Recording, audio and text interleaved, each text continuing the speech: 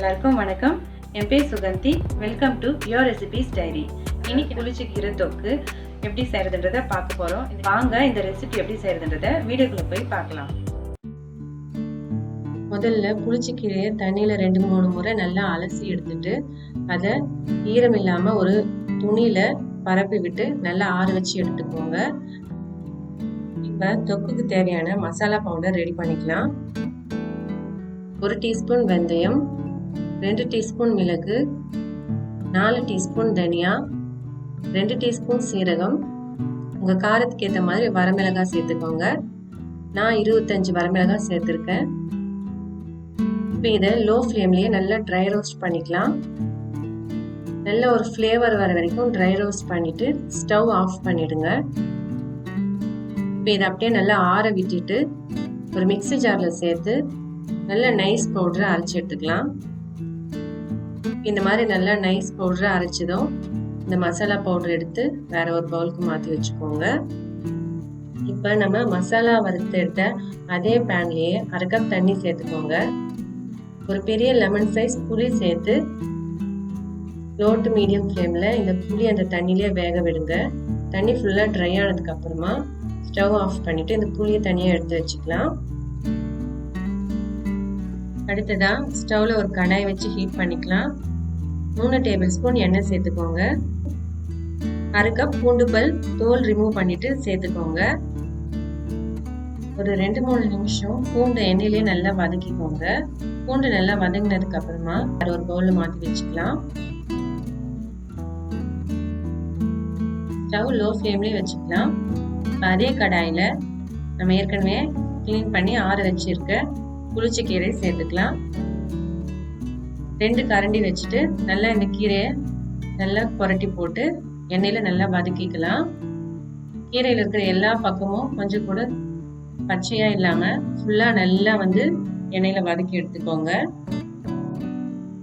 நிறைய கீரை இருந்துச்சுன்னா 2-3 பேட்சா கூட நீங்க கீரையை சேர்த்து வதக்கி எடுத்துக்கலாம். ஒரே டைம் தான் வதக்கணும்னு அவசியம் இல்லை. கீரை நல்லா வதங்கிடுச்சுன்னா நல்லா ஸ்மூத்தா நல்லா ஹெவி ஆயிடும்.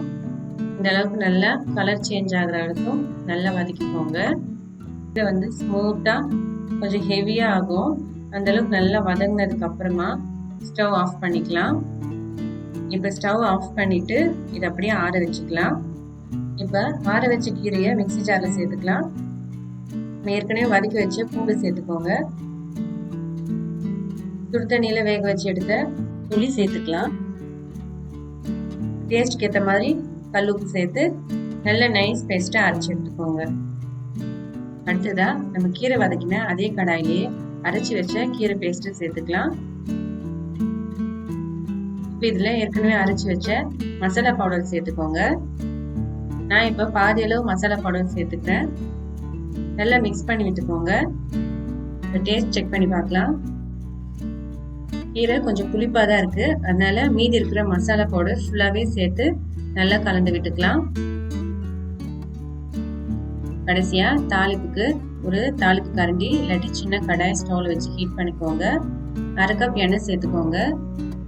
நான் இப்ப நல்லெண்ணெய் தான் சேர்த்திருக்கேன். நல்லெண்ணெய் சேர்த்து தாளிச்சிங்கன்னா ரொம்ப டேஸ்ட் நல்லா இருக்கும். புளிச்சக்கீரைக்கு நல்லெண்ணெய் சேர்த்தாதான் ரொம்ப சுவையா இருக்கும்.